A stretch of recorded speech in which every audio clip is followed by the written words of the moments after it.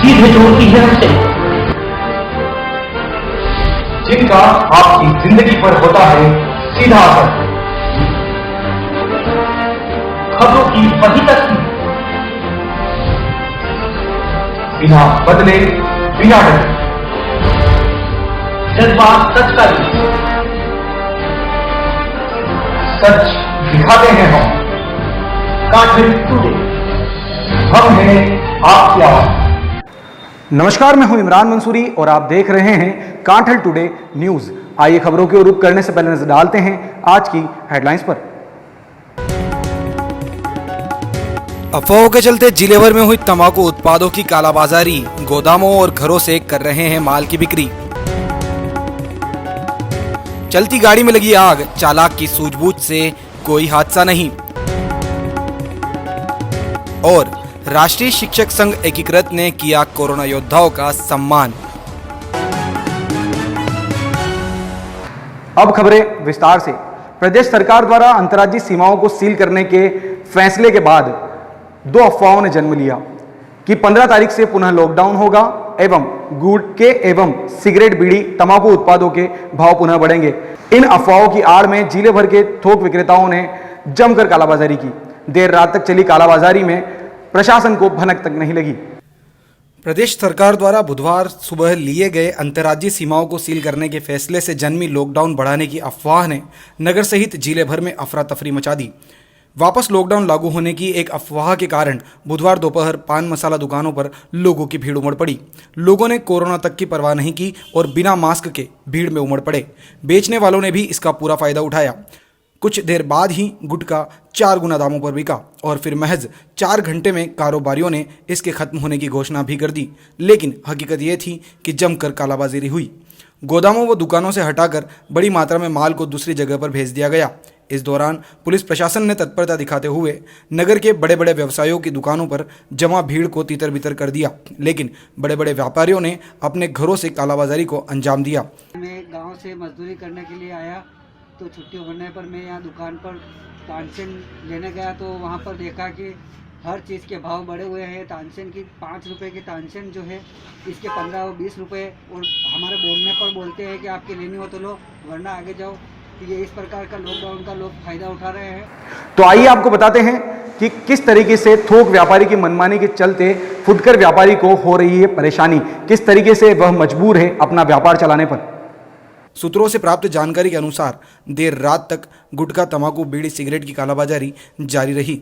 जिले भर में करीब 4 घंटे तक यह खेल चलता रहा। जिले में 5-6 बड़े कारोबारियों से बात की तो उनका कहना था कि वे क्या करें, लोग डिमांड कर रहे हैं। सरकार का एक आदेश और फेल गई ये 2 अफवाहें। बुधवार दोपहर सरकार ने प्रदेश की सभी सीमाएं सील करने का आदेश दिया था। सीमाओं पर पुलिस जाब्ता तैनात कर दिया गया। बिना अनुमति किसी को नहीं आने दिया जाएगा। लेकिन जिसके बाद आदेश को पुनः संशोधित कर दिया गया। अफवाह। इस आदेश के बाद पहली अफवाह यह फैली कि वापस से लॉकडाउन लग रहा है।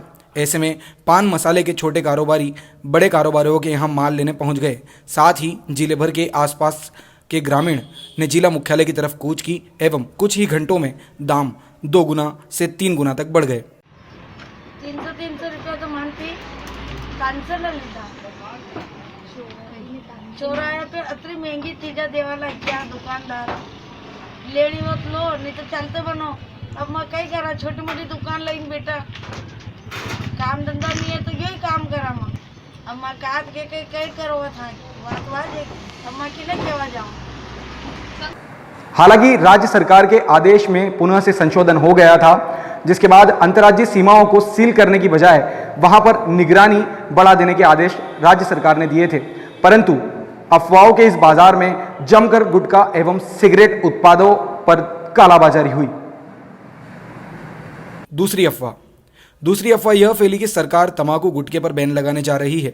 इससे गुटखा खाने वाले खरीदने के लिए उमड़ पड़े। फायदा कालाबाजारियों ने उठाया। बॉर्डर सील होने के साथ ही क्षेत्र में तंबाकू उत्पादों और पान मसालों की कालाबाजारी शुरू हो गई, जहां थोक विक्रेताओं ने गोदामों में पड़े माल को वहां से हटाकर दूसरी जगह रखवा दिया।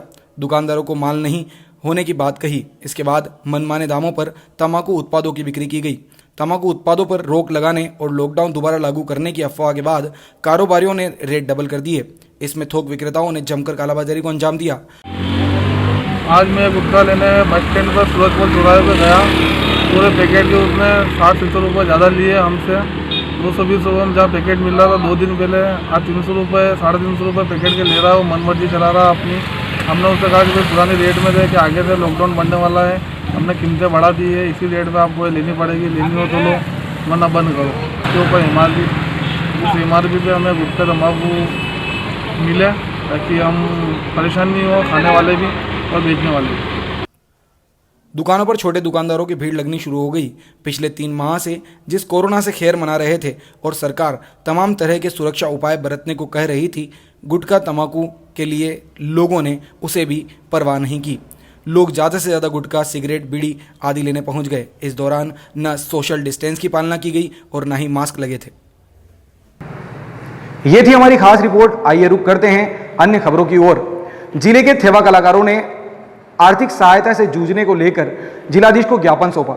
जिलाधीश को सौंपे ज्ञापन में बताया गया कि कोरोना संकट काल में थेवा कलाकार आर्थिक मंदी से जूझ रहे हैं, जिसके कारण सरकार द्वारा इन्हें आर्थिक सहायता उपलब्ध कराई जाए।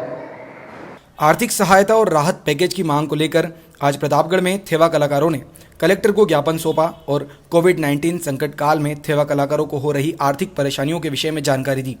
थेवा कलाकार जितेश सोनी ने बताया कि लॉकडाउन के दौरान थेवा कला का काम ठप हो गया है, जिसके कारण हस्तशिल्प का काम करने वाले इन कलाकारों के सामने आर्थिक संकट खड़ा हो गया है। कलेक्टर को सौंपे गए ज्ञापन में बताया कि थेवा कला ने अंतर्राष्ट्रीय स्तर पर प्रतापगढ़ का ही नहीं पूरे भारत देश का नाम रोशन किया है। कांच पर सोने की कारीगरी वाली इस कला को पद्मश्री, शिल्प गुरु, यूनेस्को अवार्ड सहित कई राष्ट्रीय अंतर्राष्ट्रीय अवार्ड मिल चुके हैं, लेकिन लॉकडाउन के कारण इस कला से जुड़े लोग और उनके परिवार के सामने आर्थिक संकट खड़ा हो गया है। भविष्य में भी इस कला को जीवित रखने के लिए काफ़ी मुश्किलों का सामना करना पड़ेगा। भारत सरकार के विकास आयुक्त मंत्रालय में पंजीकृत थेवा कलाकारों को सरकार आर्थिक सहायता प्रदान करें, जिससे इस कला को जीवित रखा जा सके और कलाकारों को आर्थिक संकट का सामना नहीं करना पड़े। वर्तमान में कोरोना वायरस महामारी के दौरान प्रतापगढ़ की विश्व प्रसिद्ध थेवा कला जिन थेवा कलाकारों के द्वारा की जाती है, उन्हें आर्थिक संकट का सामना करना पड़ रहा है।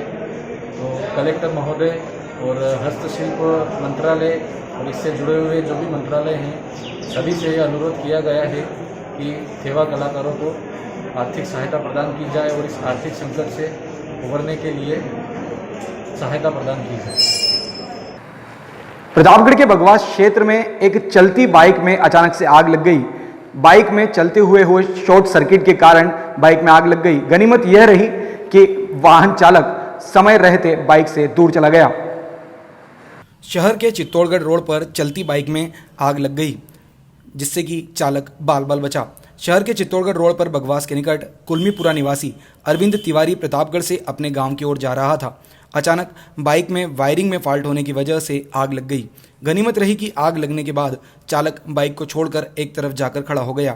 चलती गाड़ी में आग लगने की सूचना पर नगर परिषद प्रतापगढ़ के कंट्रोल रूम पर सूचना मिलने पर फायर ब्रिगेड की टीम मौके पर पहुंची और आग पर काबू पाया गया।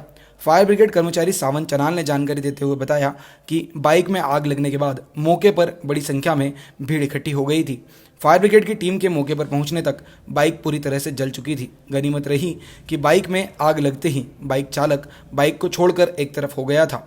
बाइक चालक रविंद्र तिवारी ने बताया कि अचानक बाइक में शॉर्ट सर्किट होने की वजह से बाइक आग के हवाले हो गई। कोरोना महामारी के संकट काल में जिन योद्धाओं ने समाज के हित में कार्य किए, उनको शिक्षक संघ एकीकृत ने पेंशनर भवन में एक प्रोग्राम आयोजित कर सम्मानित किया।